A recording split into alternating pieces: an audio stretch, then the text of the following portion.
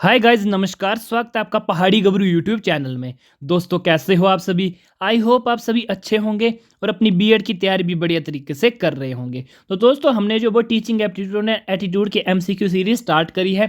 2 दिन वीडियोस हम पहले डाल चुके हैं, वो आप प्लेलिस्ट से देख सकते हैं। ठीक है, अगर आपको वीडियोस अच्छी लगती है तो चैनल को सब्सक्राइब कीजिए और अपने दोस्तों के साथ शेयर कीजिए। और ये मोस्ट इंपॉर्टेंट क्वेश्चन है, इनके आने के 100% यहाँ पे चांसेस है। ठीक है, तो चलिए वीडियो को शुरू करते हैं। 30 क्वेश्चन हम पहले कर चुके हैं, तो ये क्वेश्चन नंबर 31 है। ठीक है, एक successful teacher is one who is. Successful teacher कौन है? Who is compassionate and disciplinarian है, क्विट एंड रिएक्टिव है, टोलरेंट एंड डोमिनेटिंग है, पैसिव एंड एक्टिव है। यहाँ पे शायद सॉरी क्विक हो सकता है, यहाँ पे क्विक। ठीक है, क्विक एंड रिएक्टिव। ठीक है, यहाँ पे टाइपिंग मिस्टेक हो चुकी है, तो इसका जो है वो आंसर है ऑप्शन नंबर ए। ठीक है, कंपैशनेट एंड डिसिप्लिनेरियन है एक सक्सेसफुल टीचर। ठीक है, उसके बाद question number 32। As per the NCT norms what should be the staff strength for a unit of 100 students at BEd level. ठीक है, बीएड लेवल में 100 स्टूडेंट्स के ऊपर स्टाफ स्ट्रेंथ क्या होनी चाहिए? तो वही है ए 1+7, बी 1+9, सी 1+10 और डी 1+5। ठीक है, तो इसका आंसर है ऑप्शन नंबर सी 1+10। उसके बाद question number 33। Some students in a class exhibit curiosity for learning, it may be because such children. ठीक है, क्लास में जो वो कुछ स्टूडेंट जो वो क्यूरियस हैं लर्निंग के लिए। ठीक है, ये क्यों है? क्योंकि कुछ चिल्ड्रन जो है वो गिफ्टेड है, या रिच फैमिलीज से आते हैं, या शो आर्टिफिशियल बिहेवियर शो करते हैं, या डी है create indiscipline in the class. तो इसका आंसर है option number A, are gifted. ठीक है, जो गिफ्टेड चिल्ड्रन है वो जो है वो क्लास में जो वो क्यूरियस रहते हैं लर्निंग के लिए, नई नई चीज़ें जानने के लिए जिज्ञासु रहते हैं। तो वो जो कौन से हैं वो है गिफ्टेड स्टूडेंट्स हैं। उसके बाद question number 34। Which of the following is appropriate in respect of teacher student relationship. Teacher student relationship के लिए जो वो इन ऑप्शन में से क्या अप्रोप्रिएट है, क्या सही है? ठीक है, ये वेरी इनफॉर्मल एंड इंटीमेट, मतलब very informal and intimate. B है limited to classroom only, C है कोर्डियल एंड रिस्पेक्टफुल, डी है इनडिफरेंट। तो इसका ऑप्शन नंबर है सी। ठीक है, कोर्डियल एंड रिस्पेक्टफुल जो वो टीचर स्टूडेंट का जो वो रिलेशनशिप होना चाहिए। ठीक है, उसके बाद question number 35। The academic performance of students can be improved if parents are encouraged to। academic performance जो स्टूडेंट की improve हो सकती है अगर पेरेंट्स जो है वो supervise the work of their wards. ठीक है, यहाँ पे देयर होगा। ठीक है, अगर वो सुपरवाइज करते हैं। उसके बाद arrange for extra tuition arrange करते हैं। रिमेन अनकंसर्न अबाउट इट, उनके मतलब ध्यान नहीं देते, अनकंसर्न रहते हैं उनके बारे में, अपने बच्चों के बारे में। Interact with teachers frequently. तो इसका आंसर क्या होगा? इसका आंसर होगा ये supervise the work of their wards, मतलब वो उनके जो वो अपने स्टूडेंट्स को काम उनको सुपरवाइज करते हैं डेली, जो वो उनके काम को सुपरवाइज करते हैं, मतलब चेक करते हैं, खुद से उनके ऊपर ध्यान देते हैं, तभी जो academic performance of students improve हो सकती है। ठीक है, अगर वो सुपरवाइज करे डेली जो वो कि भाई बच्चा क्या कर रहा है, कितना उसने जो वो स्टडी करी है, क्या क्या उसके स्कूल में चल रहा है, तो तभी जो उसकी परफॉर्मेंस वो होगी। अगर ध्यान ही नहीं देंगे पेरेंट्स अपने स्टूडेंट के ऊपर, तो वो भी जो है वो बच्चा जो है वो बोलता होगा कि ध्यान तो पेरेंट्स देते नहीं, तो वो जो है वो उसकी परफॉर्मेंस लो हो जाएगी। ठीक है, उसके बाद 36 question. One of the most powerful factor affecting teaching effectiveness is related to the. ठीक है, मोस्ट पावरफुल फैक्टर क्या कौन सा इफेक्ट करता है टीचिंग इफेक्टिवनेस को? वो किससे रिलेटेड है? Social system of the country, economic status of the country, prevailing political system, या है एजुकेशनल सिस्टम। तो इसका आंसर होगा एजुकेशनल सिस्टम। ठीक है, एजुकेशनल सिस्टम जो है वो टीचिंग इफेक्टिवनेस को वो करता है, इफेक्ट करता है, रिलेटेड है इससे, because education system he teaching से रिलेटेड होगा। इकोनॉमिक सोसाइटी का ये तो ये नहीं है। ठीक है, ये ऑप्शन नंबर डी है। उसके बाद 37 क्वेश्चन नंबर। और हाँ, ये दोस्तों ये क्वेश्चन बहुत इंपॉर्टेंट है। ठीक है, इससे जो मैक्सिमम क्वेश्चन आपको आने के चांसेस है। ठीक है, तो अच्छे से इसको प्रिपेयर कीजिए।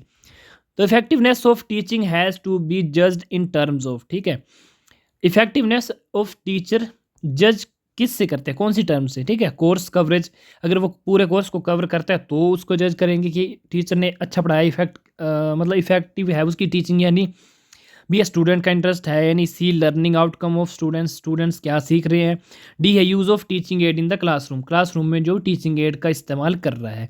तो इसका आंसर है सी लर्निंग आउटकम्स ऑफ स्टूडेंट से जो लर्निंग आउटकम मिलती है, ठीक है, जैसे पूरे साल के बाद जब एग्ज़ाम होते हैं तो स्टूडेंट ने कितने मार्क्स लिए, कितना उसने पढ़ा, ठीक है, उससे जो वो टीचिंग इफेक्टिवनेस पता चलती है कि टीचर ने जो वो पूरे साल भर कैसा पढ़ाया स्टूडेंट्स को। उसके बाद है आपका question number 38। Dysgraphia is associated with, dysgraphia क्या है? बिहेवियरल डिसऑर्डर है, राइटिंग डिसऑर्डर है, रीडिंग डिसऑर्डर है या फिर मेंटल डिसऑर्डर है? तो ये है option number B, writing disorder, ठीक है। मतलब जिन स्टूडेंट्स को जो वो लिखने में प्रॉब्लम होती है, राइटिंग मतलब राइटिंग में प्रॉब्लम होती है, उस टर्म को क्या कहते हैं? Dysgraphia.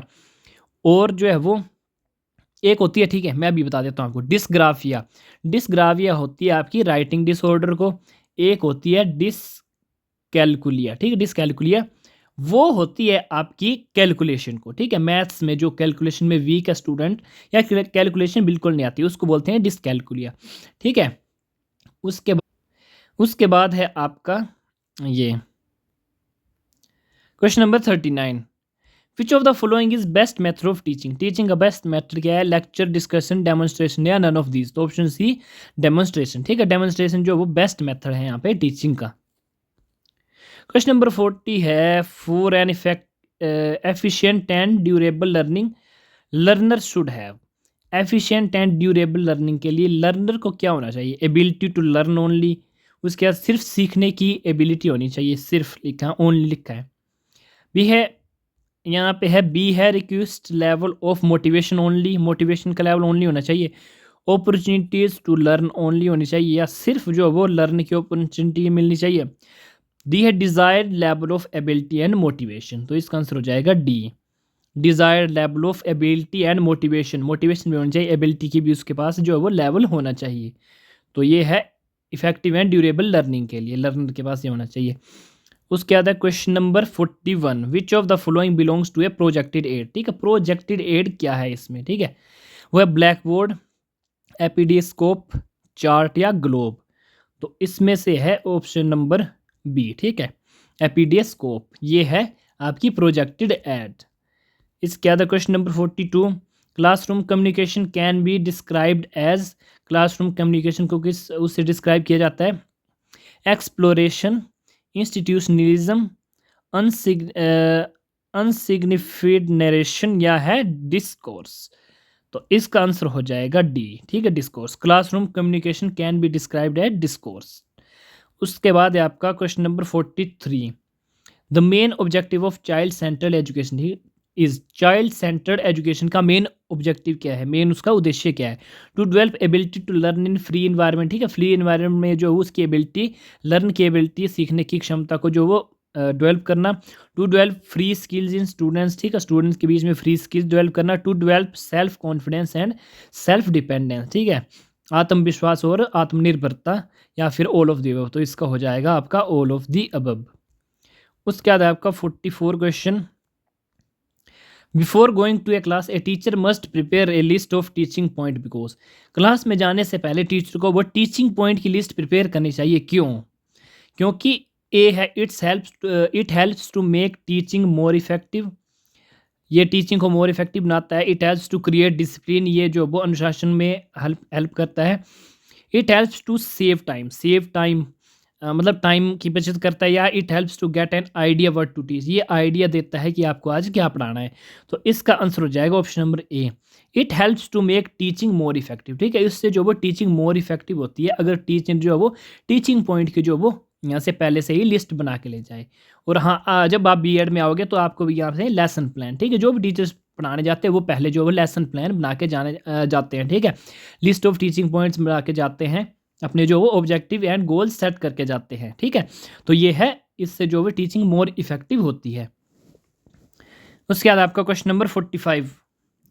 In your opinion the work of teacher organisations is, ठीक है, मैं हम आपके हिसाब से जो वो वर्क ऑफ टीचिंग ऑर्गेनाइजेशन क्या है, ठीक है? टू अरेंज सेमिनार्स, ठीक है, सेमी होगा यहाँ पे seminars, to arrange seminars from time to time, to discuss the various problems of teacher, ठीक है, सेमिनार ऑर्गेनाइज करना वेरियस प्रॉब्लम डिस्कस करना टीचर्स की, टू हेल्प नीडी चिल्ड्रन, ठीक है, जो ज़रूरतमंद टीचर है उनकी हेल्प करना, या ऑल ऑफ दी अबव, ठीक है। तो इसका हो जाएगा all of the above.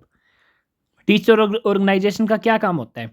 Seminar वो करना, टीचर की प्रॉब्लम सॉल्व करना और हेल्प करना टीचर को, तो ऑल ऑफ दी अबव हो जाएगा। उसके बाद आपका question number 46, suppose your son wants to go for teaching profession. अगर आपका बेटा जो है वो टीचिंग प्रोफेशन को चूज़ करना चाहता है तो you will refuse him to go for the profession, आप उसको मना करोगे कि मत जा इस प्रोफेशन में। You will agree to his choice to become a teacher, आप उसकी चॉइस को एग्री करोगे। You will impose your own choice, आप अपनी खुद की इच्छा उसके ऊपर थोपोगे कि तुम यही बनोगे तो यही बनोगे।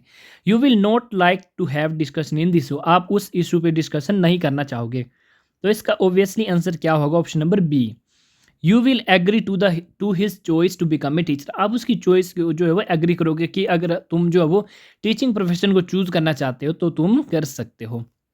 उसके बाद 47 question, the most important challenge before a teacher is, ठीक है, the most important challenge before a teacher is, ये शायद हमने पहले भी कर लिया है लेकिन इंपॉर्टेंट है तभी दोबारा आ गया, ठीक है। To maintain discipline in the class, ठीक है, डिसिप्लिन वो क्लास में मेंटेन करना, ठीक है। अब देखिए question, the most important challenge before a teacher is, before a teacher is मतलब जो टीचिंग करनी होती है उससे सबसे पहला जो इंपॉर्टेंट चैलेंज क्या होता है? डिसिप्लिन मेंटेन करना, to make student do their homework, student को होमवर्क वो देना, मतलब to prepare question paper prepare करना, या to make teaching learning process enjoyable. तो इसका आंसर होगा टीचिंग लर्निंग प्रोसेस इंजॉयबल। सबसे पहले टीचर जो होता है वो काम वो होता है टीचिंग लर्निंग प्रोसेस इंजॉयबल बनाना। उसके बाद है 48, the most important challenge before a teacher is, ये फिर से आ गया द मोस्ट, ठीक है दोस्तों, ये तो हमने कर लिया 48 भी, ये रिपीट हो रहा है क्वेश्चन, ये भी रिपीट हो गया 49 है। हाँ दोस्तों सॉरी, इसके बाद ये है 50 क्वेश्चन। दोस्तों मैंने गलती से रिपीट कर दिया, ये है the dress of a teacher should be, the dress of a teacher should be क्या होना चाहिए? ऑफ द लेटेस्ट फैशन, जो अभी फैशन चला है उसका होना चाहिए। वेरी कॉस्टली, ठीक है, वेरी कॉस्टली होना चाहिए। सिंपल बट अट्रैक्टिव, या लोकल ड्रेस, तो क्या होना चाहिए? Option number C, simple but attractive, ठीक है। तो टीचर का ड्रेस कोड क्या होना चाहिए? सिंपल होना चाहिए और जो वो अट्रैक्टिव होना चाहिए। उसके बाद question number 51, while teaching in your class, अगर आप टीचिंग क्लास में पढ़ा रहे हैं, usually you find that your student are not listening to you, you should, आप टीचिंग अपनी क्लास में पढ़ा रहे हैं और आप देखते हैं कि आपके स्टूडेंट आपकी तरफ ध्यान नहीं दे रहे हैं, तो आप क्या करोगे? आप करोगे go on teaching without any care, आप जो वो उनकी तरफ ध्यान नहीं दोगे और पढ़ाते रहोगे। Stop teaching and leave the class, आप अपनी पढ़ाना बंद करोगे और क्लास छोड़ दोगे। Change your method of teaching, आप मेथड चेंज करोगे अपने पढ़ाने का। या डी है start beating the student, student को मारना शुरू कर दोगे। तो इसका आंसर क्या होगा? इसका आंसर होगा option number C, change your method of teaching, आप अपने मेथड में चेंज करोगे कि क्या प्रॉब्लम आ रही है मेथड में, स्टूडेंट्स क्यों नहीं ध्यान दे रहे हैं, ठीक है। तो दोस्तों आज हमने जो वो 20 क्वेश्चन कर लिए, ठीक है, आज हमने 20 क्वेश्चन इसके कर लिए। वीडियो काफ़ी लंबी हो चुकी है, तो ये जो है वो मोस्ट इंपॉर्टेंट क्वेश्चन है, ठीक है। इनको आपने अच्छे से जो वो रिवाइज कर लेना है, बड़े सारे से क्वेश्चन आएंगे, देख लेना आप, ठीक है। और अगर आपको वीडियो अच्छी लगी है तो आप सब्सक्राइब कीजिए, और हाँ व्हाट्सएप ग्रुप को जो वो जरूर ज्वाइन कीजिए, डिस्क्रिप्शन में जो उसका लिंक है। और अपने दोस्तों के साथ जो वो वीडियो को शेयर कीजिए और चैनल को सब्सक्राइब कीजिए। इसके बाद भी और इम्पोर्टेंट वीडियोस और आपकी जो एंट्रेंस हो जाएगी उसके बाद जो वो काउंसलिंग का क्या प्रोसेस रहता है वो भी सारी वीडियो इस चैनल पे आएंगे, ठीक है। तो अभी आप सभी को ऑल दी वेरी बेस्ट।